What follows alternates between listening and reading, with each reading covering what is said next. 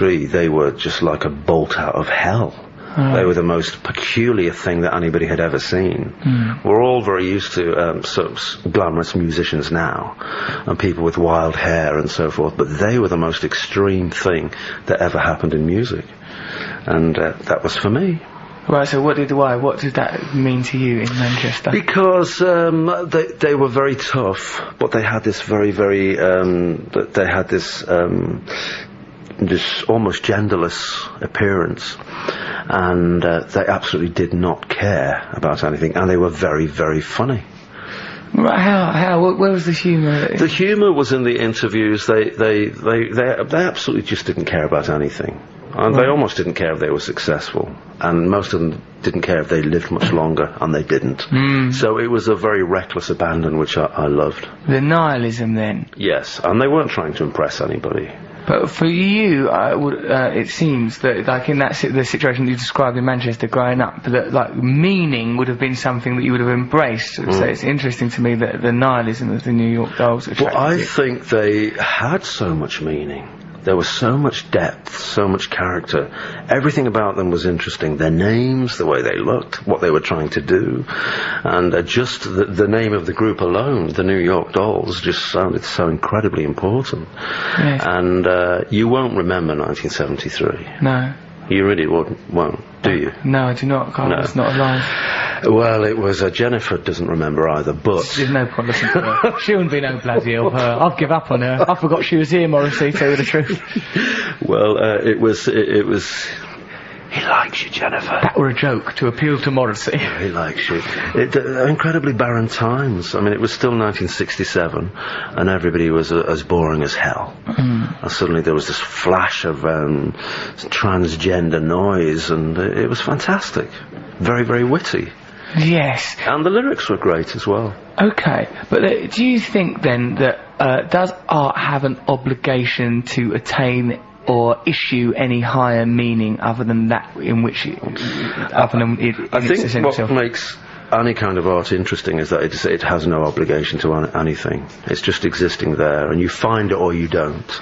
And when you find it, you discover for yourself what it has. But art doesn't stand in front of you and say, "Hello, I'm art," and you must look at me this way. And what's the next step?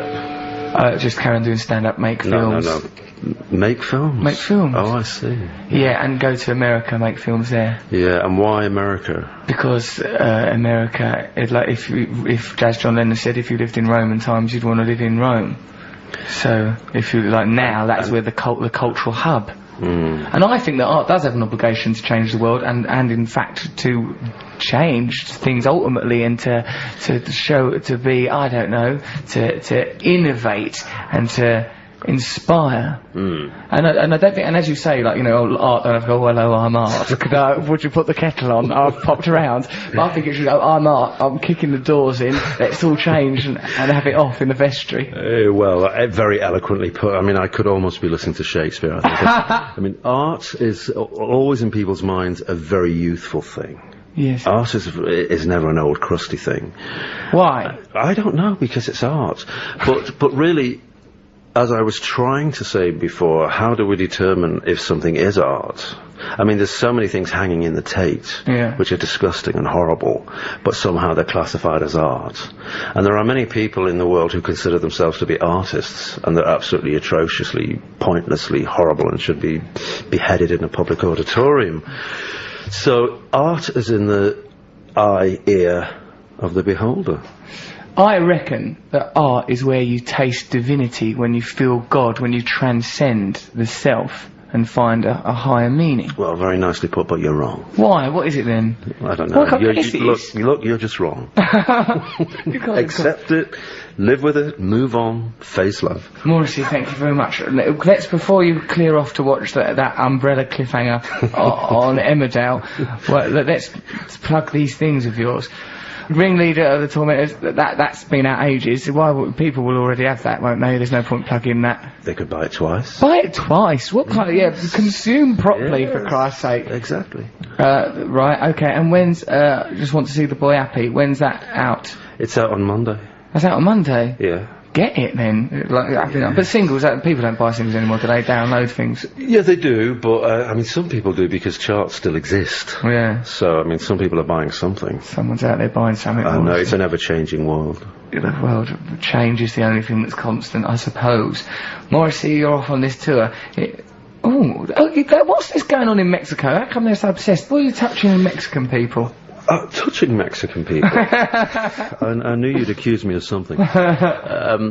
Would you really like an answer? Yeah, I do, because I don't understand what it is in your music that reaches out to that some odd, or some very particular subculture. Have you been to Mexico? No. Well, the passion in the people. They are beautiful people, full of passion, and full of great rhythm and movement and emotion, and that is the connection.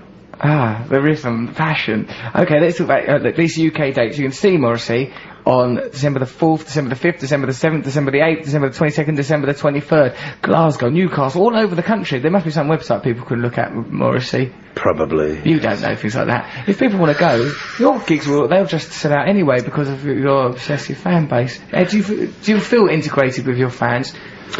Well, I don't consider them to be fans. What do you consider them to be? Well, because fans is a horribly demeaning word. Fanatic. And often I've been interviewed in the press and I've spoken about the audience, and they always print the term "my fans" or "the fans," and I don't know why. They won't print the audience. It's succinct, isn't it? Tabloids are all about. That's why you have words like "topped." You know, it's less syllables than children. It's a matter of reducing everything because they assume that everybody's out there who reads anything is a blithering idiot. Yes, and then sort of contribute to people becoming blithering idiots by lowering the standards of the world. Yes, you and I know. Ah, yes, we know this, Morrissey. We know this to be true. I'm going to come and see you. I'll come and see you in London. Yeah? Yeah. Well, I'll have extra security. No, don't! Let me come and say, if I meet you again, Morrissey, in an off-air situation, am I entitled to go, alright, and come and say hello to you, or will I be Not really. Oh, go on! I don't know, I'll think about it. Don't be... Please, if we've signed all these things, David Walliams wants one signed, I want one. Can I have things? Can I have things? Can I have things, objects? They'll make me happy. I've been given things. Tell me, will you sign me something? I've never asked anyone for an autograph, ever. Really? Danny LaRue? Marco van Basten, the Dutch footballer. Once, but other than that, nobody. But we do, I mean, I don't know how good this will be as radio, but we will sign something for me. Will you sign that for me, Morrissey? Yes, I will. Thank you very much. And your name is? I'm called Russell. I'm a big fan. Oh, sorry. I don't mean to use the word fan. I'm a member of your audience. What do you mean when I appear live? Yeah, when you appear live. Heaven forbid you should do anything as lowly as perform. Oh, that'd be beneath you. So let me get this straight. You're not Joe Brand. I'm not Joe Brand. No. Lovely though she is, I ain't her. I'm Russell Brand. I'm your fan. Yes. The audience member. Extraordinary. So I'm just going to sign this, which is compulsive radio, of course. Yes. Morrissey is now writing with he's using his Morrissey hand to write his name across a disc. Well, I can't use Jennifer's hand, can I? Well, it wouldn't surprise me. We've been trying to use her brain throughout the interview. Okay, thank you very much.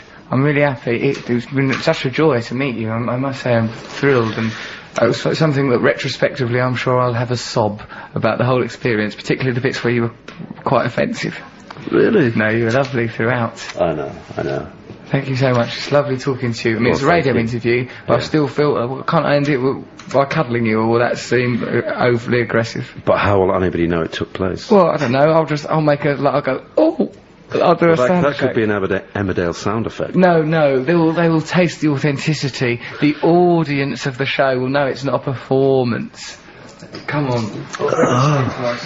Morrissey's now rising up onto his hindquarters. I have no choice. Thank you, Morrissey.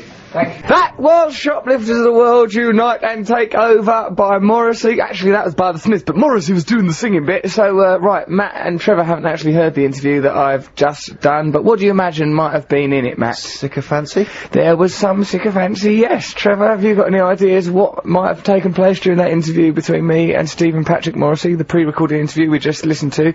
But actually, this is before it. Well, like me, I think he might have struggled to get a word in.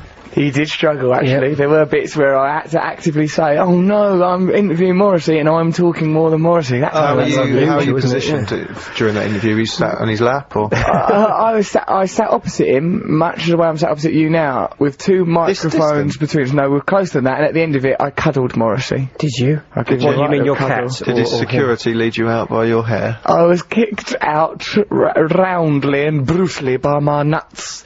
Now then, so that was old me interviewing Morrissey. Are you his mate? I tried to get it to be a friendship. I goes, "Morrissey, can I be your friend and come turn up at your gigs and be your friend now?" He goes, "If ever I'm aware that you're at my gigs." And then there was a pause, and I thought, "Yes, Morrissey, yes, Morrissey, yes." He goes, "I will ensure that there is extra security those nights." Did he? Yeah. But I think he was being nice. So anyway, this is like it. No, he went, "That's just me and Morrissey. We always joke like that. Oh, me and Morrissey. It's just one of the things we do. We just muck about like that." So this is Russell Brand on Radio 2, 88 to 91 FM. What a lovely show we've had. Did you enjoy it, you lot? I don't know. It was brilliant. Oh, was it? Okay. Let's just assume that it was a great show. Next week, who we'll have on the show? We'll have some brilliant comedians, things like that. It'll be brilliant. Thank you very much for listening. Tune in next week. Stay with us on BBC Radio 2. Night. Bye.